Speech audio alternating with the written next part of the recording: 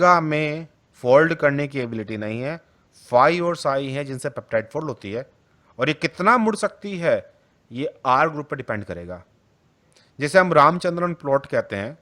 असल में रामचंद्रन जी ने यह बताया कि अगर मैं एलेनिन के साथ एलेनिन जोड़ दूं एंड और एलेनिन जोड़ दूं एंड और एलेनिन जोड़ दूं तो किस किस डिग्री पर घुमाने पर फाई साई पर कोई स्ट्रक्चर दे सकता है, उन्होंने उसका डाटा जनरेट किया था। तो रामचंद्रन प्लॉट एक तरह का स्टैंडर्ड है जिससे कंपेयर करके हमें आइडिया मिल जाता है। जब हम प्रोटीन्स के बारे में बात कर रहे होते हैं तो कुछ और बातें भी हमें याद रखनी है कैलकुलेशन के पॉइंट ऑफ व्यू से। एक अमीनो एसिड का वजन पेप्टाइड में, जब पेप्टाइड में है तो एवरेज वजन उसका 110 डाल्टन आप याद रखोगे हमेशा। कल अगर आपसे कोई बोल दे कि 50 अमीनो एसिड लंबी एक N terminus to C terminus peptide है तो बताओ इसका मॉलिक्यूलर वेट कितना है।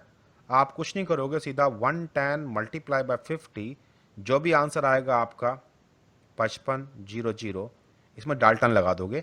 और अगर तुम्हें मजा नहीं आ रहा डाल्टन में तो आप इसे ये भी बोल सकते हो कि ये 5.5 केडी है। सिमिलरली ये जो 110 वाला जो वैल्यू है ये केवल तब एप्लीकेबल होगा जब हम पेप्टाइड की बात करेंगे। अगर कोई आपसे कहे कि किसी टेस्ट ट्यूब में 20 अमीनो एसिड इंडिपेंडेंट पड़े हुए हैं, बॉन्ड नहीं बनाए हैं, तो एक अमीनो एसिड का एवरेज वजन 128 डाल्टन का होता है। तो फिर ये 110 क्यों लिया हमने? कारण H2O बॉन्ड नहीं होता। वाटर मॉलिक्यूल्स निकल जाते। एग्जैक्टली हमने जब अमीनो एसिड को जोड़ा था आपस में पेप्टाइड बॉन्ड बनाने के लिए, तो याद करो कि यहाँ पर एक अमीनो एसिड से OH ग्रुप और एक से H निकल गया वाटर, तो सही मायने में 18 का वजन बाहर निकल चुका है इसमें, वो इसके अंदर अवेलेबल नहीं है फाइनल में। तो इसलिए हम वो 18 हटा करके 128 में से 110 वजन इस्तेमाल करते हैं। तो जब आपके पास बात आएगी अमीनो एसिड की तो एवरेज वजन है 110, और जब न्यूक्लियोटाइड की बात करेंगे 1 न्यूक्लियोटाइड तो उसका वजन है 650 डाल्टन का। ये हेल्प करेगा मॉलिक्यूलर वेट वाली कैलकुलेशंस में। आपको नंबर ऑफ पेप्टाइड बॉन्ड भी काउंट करने आने चाहिए। अगर यहाँ 50 अमीनो एसिड हैं तो बताओ मुझे इसमें टोटल पेप्टाइड बॉन्ड कितने होंगे? 49। Always number of amino acid -1, बशर्ते कि ये पेप्टाइड सर्कुलर ना हो। अगर सर्कुलर होगी तो क्या होगा? जितने अमीनो एसिड उतने बॉन्ड। आर ग्रुप की लोकेशन आपको याद रहनी चाहिए कि कौन सा अमीनो एसिड कहाँ मिलेगा। देखिए जो आपने 20 अमीनो एसिड की प्रॉपर्टीज देखी थी वो बड़ी क्रूशियल थी। अभी तो आप केवल स्ट्रक्चर देख रहे हो, लेकिन जब प्रोटीन फोल्डिंग पे करना शुरू करोगे काम तो फिर दोबारा प्रॉपर्टी वापस आएंगी। Hydropathy index, transmembrane protein, globular protein पे सरफेस पे क्या मिलेगा, इंटीरियर में क्या मिलेगा। हमने ये भी कहा था कि जो अमीनो एसिड्स हैं उनके मॉडिफिकेशंस हैं, लेकिन जब मैं प्रोटीन की बात करूं तो हम लोग उन मॉडिफिकेशन को प्रोटीन के लेवल पर भी लेकर आते हैं। जैसे अगर प्रोटीन में कार्बोहाइड्रेट जुड़ा हो तो उसे आप ग्लाइकोप्रोटीन कहोगे, और कार्बोहाइड्रेट जोड़ने के लिए सीरीन, थ्रियोनिन या फिर एस्पाराजीन, इन 3 अमीनो एसिड का इस्तेमाल हो सकता है। सीरीन थ्रियोनिन के द्वारा कार्बोहाइड्रेट जुड़े तो आप उसे बोलते हो ओ लिंक्ड ग्लाइकोसाइलेशन, और अगर एस्पाराजीन का इस्तेमाल किया तो इसे बोलोगे एन लिंक्ड। अगर आपने लिपिड्स ऐड किए हैं प्रोटीन्स में तो आप इसे लाइपोप्रोटीन्स कहोगे। मेटल आयंस ऐड किए हैं तो आप बोलोगे मेटलोप्रोटीन। फॉस्फेट ग्रुप ऐड किए हैं तो आप इसे फॉस्फोप्रोटीन बोलोगे। हीम ऐड किया है तो हीमोप्रोटीन। और अगर आरएनए जैसे मॉलिक्यूल्स का आपने इस्तेमाल किया है प्रोटीन में तो आप उसे बोलोगे nucleoprotein. For example what about chromatin? Chromatin याद है ना कि क्रोमेटिन को हम लोग न्यूक्लियोप्रोटीन बोलते हैं, या नहीं पता है? अगर नहीं पता तो जान लो। Ribosome, ribosome is a nucleoprotein complex, उसमें राइबोसोमल आरएनए प्लस प्रोटीन्स हैं। तो इस तरह के हमें टर्मिनोलॉजी आनी चाहिए। और ये एक काइमोट्रिप्सिन का हाइड्रोलिसिस कर रहा है। काइमोट्रिप्सिन एक एंजाइम है जो प्रोटीन को डाइजेस्ट कर सकता है। प्रोटीन बनाने के लिए पेप्टाइड बॉन्ड की फॉर्मेशन हो रही है, प्रोटीन तोड़ने के लिए पेप्टाइड बॉन्ड का हाइड्रोलिसिस। जो प्रोटीन को तोड़ सकते हैं, उसके पेप्टाइड बॉन्ड को ब्रेक कर सकते हैं, उन्हें हम लोग प्रोटीनेज एंजाइम कहते हैं। कुछ नॉन स्पेसिफिक हैं, कुछ बहुत स्पेसिफिक हैं, जैसे काइमोट्रिप्सिन। काइमोट्रिप्सिन आमतौर पे एरोमेटिक जो पार्ट है, बल्कि पार्ट, उसे पहचान के बॉन्ड कट करवाता है। और इसमें एक्टिव साइट पर सीरीन अमीनो एसिड है, हिस्टिडीन अवेलेबल है और एस्पार्टिक एसिड। तो याद है ना, मैंने पहले भी कहा था कि हिस्टिडीन जो है वो रॉबिन हुड है। तो इसलिए एंजाइम की एक्टिव साइट पर बहुत बार रोल प्ले करता हुआ दिखाई देगा। और नोटिस करो यहाँ भी इसने ये काम किया, एक का प्रोटॉन अपने पास रखा और फिर बाद में उस प्रोटॉन को वापस कर दिया और रिएक्शन कंप्लीट हो गई इसी बीच में। तो ये तो था आपका अमीनो एसिड का चैप्टर। और आपको अपने लेक्चर्स की समरी कैसे बनानी है इसके लिए मैं ऑलरेडी एक वीडियो पोस्ट कर चुका हूँ आज। अगर किसी को नहीं मिला है, लेक्चर का नाम था, यूट्यूब का वीडियो है वो, जिसमें हम लोगों ने डिफाइन कर रखा है कि आपको लेक्चर कैसे होल्ड करने हैं अपने, how to hold your eye lectures. अगर फिर भी किसी को नहीं दिखाई दिया तो मुझे बता देना। यहाँ पे मैं बोलता हूँ कि आपके चैप्टर जो अमीनो एसिड है वो क्लोज हुआ। अब आप क्वेश्चन पूछ सकते हो इस चैप्टर में हो चुकी बातों के ऊपर, अगर कोई बात आपको ऐसे लगी हो जो क्लियर ना हुई हो। हेलो हाँ जी। सुनील सर। जी सुनील जी। सर बल्कि पार्ट का मतलब क्या होता है? बल्कि बल्कि मतलब जो मोटा है, जो बहुतायत में है, जो अधिकतम है, जैसे मोस्ट ऑफ द पार्ट। जैसे सपोज करो कि अगर मेरे पास एक अमीनो एसिड है NH2COH। अब इसके आ ग्रुप में मैंने CS2 और एक ये लगा दिया। तो बेशक ये हो सकता है डायग्राम में तुम्हें छोटा दिखाई दे रहा हो, but carbon carbon carbon carbon carbon carbon. तो अब यहाँ पे एक है बैकबोन और एक है R group. Which one is more? नीचे वाला सर। नीचे वाला। तो असल में इसका आर ग्रुप। इसका जो ये आर ग्रुप है ये बल्कि है, ये मेजोरिटी है, ये मोस्ट है। तो ऐसे अमीनो एसिड जिनमें आर ग्रुप काफ़ी बड़े होते हैं उन्हें हम लोग बोलते हैं बल्कि R group amino acids. Similarly protein के भी ऐसे कंपोनेंट जिस पार्ट को हम बात कर रहे हैं कि भाई ये उसका बल्कि ग्रुप है। बल्कि जर्नल से एक हिंदी का वर्ड है सर, मतलब हिंदी में ट्रांसलेट कर सकते हो इसको। जो इसका इंग्लिश टू हिंदी मीनिंग है अधिकतम बहुतायत, वही है जो इसका मीनिंग हम लोग इस्तेमाल करते हैं। Okay sir. और कोई क्वेश्चन?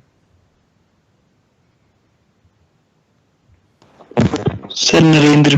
जी नहीं। Sir Ramachandran plot. Ramchandra plot आगे आएगा, अभी नहीं है इसमें, वो प्रोटीन फोल्डिंग में आता है। ठीक है सर। और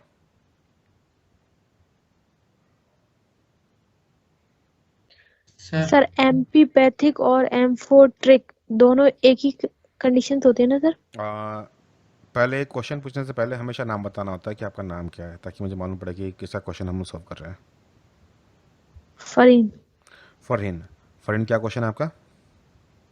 सर एम्पीपैथिक और एम्फोट्रिक, सर इसमें डिफरेंस बता दीजिए। एम्पीपैथिक का मतलब होता है जिसमें हाइड्रोफोबिक और हाइड्रोफिलिक दोनों रीजन है, और एम्पोटोरिक का मतलब है जो एसिडिक भी है और बेसिक भी है, दोनों डिफरेंट है, सेम नहीं है।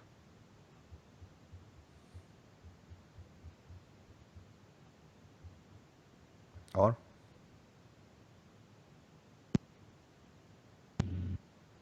सर जी।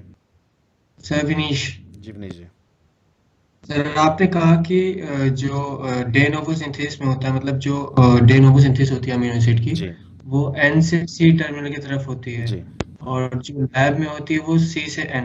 तो सर ऐसा क्यों है कि लेबोरेटरी में जो टेस्ट ट्यूब में सिंथेसिस होती है तो C से N टर्मिनल की तरफ होती है, एक्चुअल में और क्या है डे कि नोवो में N जी से। जी जी जो ये जैसे जो जब साइंटिस्टों ने ये मेथड डिवाइस किए कि भाई हम लोग केमिकली डीएनए आरएनए बनाएंगे, तो ये असल में केमिकल रिएक्शंस हैं कि भाई हम लोग एक रिजेंट का इस्तेमाल करेंगे, उस रिजेंट से ग्रुप को ब्लॉक करेंगे, फिर किसी और रिजेंट से हम लोग उसे एक्टिवेट करेंगे, फिर हम उसमें दूसरे मॉलिक्यूल ऐड करेंगे, एंड ये ब्लॉकिंग एंड एक्टिवेशन कंटिन्यू चलता रहेगा। और दूसरा, फिर मुझे एक ऐसा सरफेस चाहिए जिस पर वो मॉलिक्यूल टिक जाए। तो जनरली जो इसे हम लोग बोलते हैं सॉलिड फेज सिंथेसिस। मैं दो तीन बातें क्लियर करना चाहता हूँ, कभी कन्फ्यूज़न नहीं होना चाहिए। जब मैं कहता हूँ कि मैं लैब में सिंथेसिस कर रहा हूँ, तो लैब में तो मैं पीसीआर भी चला रहा हूँ, ठीक है, लेकिन ये पीसीआर नहीं है। याद रखिएगा, जब मैं वर्ड का इस्तेमाल करूँ केमिकल सिंथेसिस, केमिकल सिंथेसिस का मतलब है कि हमने किसी एंजाइम का इस्तेमाल नहीं किया। हमने ऐसे केमिकल्स जो बायोलॉजी में इस्तेमाल नहीं होते, जो सेल के अंदर नहीं होते, हमने उन केमिकल का इस्तेमाल करके मॉलिक्यूल बनाया।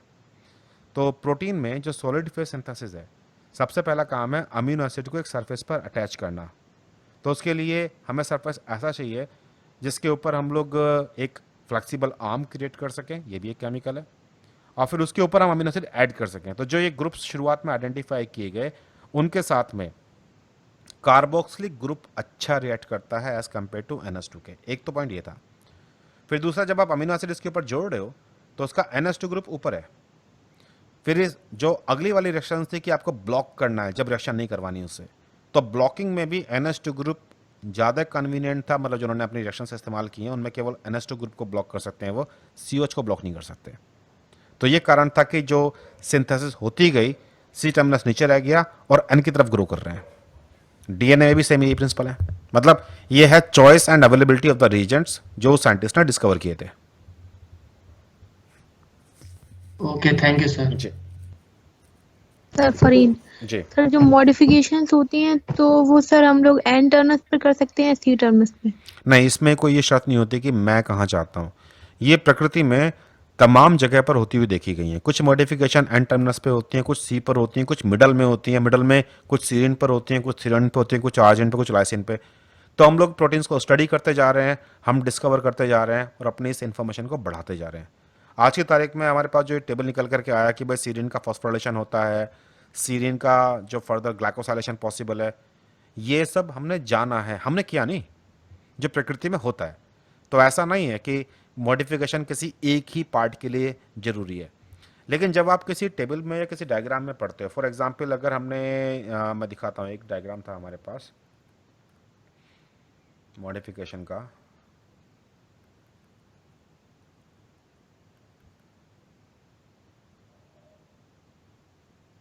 फॉर एग्जांपल इसी को ले लेते हैं, ये अच्छा है।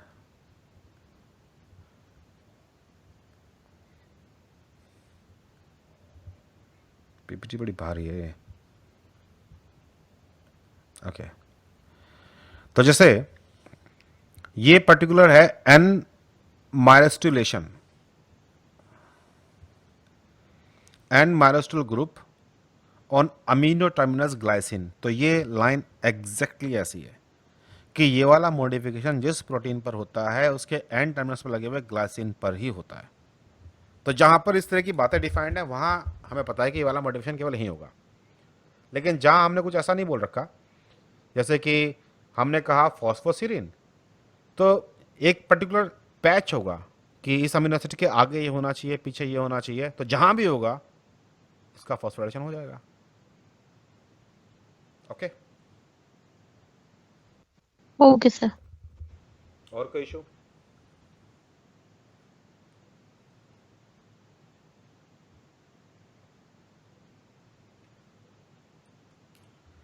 अन्नू सर, जैसे हमने आज पीआई और पीएच के बेसिस पे एक सिंगल अमाइनो एसिड का चार्ज फाइंड आउट किया था, ऐसे अगर पॉलीपेप्टाइड पे, कंप्लीट पॉलीपेप्टाइड पे अगर डिफरेंट डिफरेंट अमाइनो एसिड जुड़े हुए हैं तो उसमें नेट चार्ज अगर हमें फाइंड आउट करना है तो वो कैसे करेंगे सर? जब हम लोग प्रोटीन की बात करेंगे तब। आज हमने चैप्टर किया है अमीनो एसिड। Okay sir.